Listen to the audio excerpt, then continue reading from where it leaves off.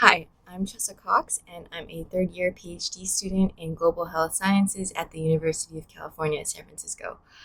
My research focuses on implementation science, and I'm currently studying the implementation of injectable long-acting antiretroviral therapy, ART for short, for people living with HIV in San Francisco's safety net health system, which provides care for low-income, uninsured, and vulnerable populations, regardless of their ability to pay and their immigration status. So, injectable long-acting ART is a huge shift in HIV treatment from a daily pill to injections given every 2 months. A lot of the evidence on early LAART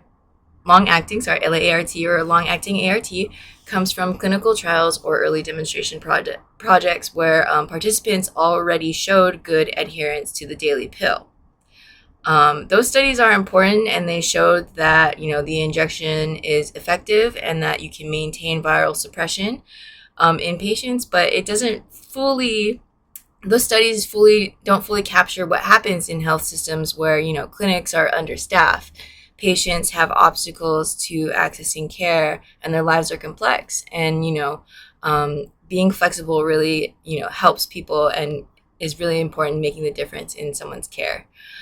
So the main research questions I'm trying to answer with implementation science for the implementation of injectable ART is who actually gets access to long-acting ART, under what conditions, and what systems are required to make it work, especially for patients facing barriers like housing instability, substance use, mental health issues, and other factors that limit their access to healthcare.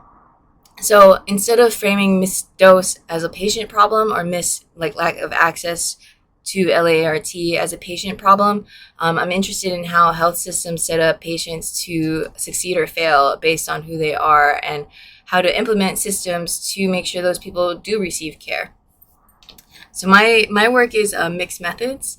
So I take numerical data from electronic medical health records, and I work with medical professionals to validate charts and make sure those numbers are correct. And I do mathematical models to see patterns in care and outcomes. And then I also do qualitative studies where I develop interview guides, I interview patients, and I interview staff and try to understand the context and the quality of why things are happening, why we see what we're seeing in our quantitative data.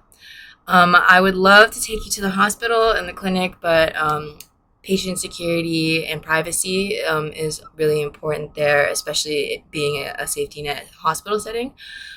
So I usually spend, and I'm unable to take you there, I'm sorry, but I can show you my current desk setup where I do most of my work. 2 to 3 days of the week I'm usually here. All the other times I'm in the hospital. And then this is my lovely desk.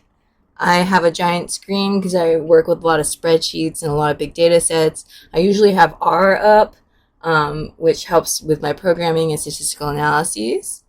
And then I have a coworker who reminds me to go out for walks every so often, which is very helpful.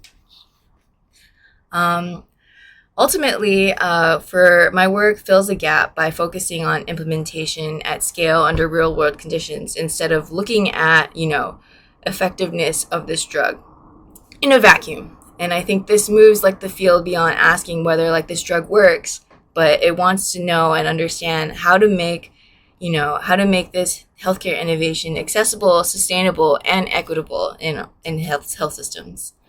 And I truly believe that if we're not intentional in how we implement our medical technologies, the people that need it the most are often going to be left behind. And I don't want people to be left behind as care evolves. And I think we're doing that in this clinic to make sure that doesn't happen. Thank you.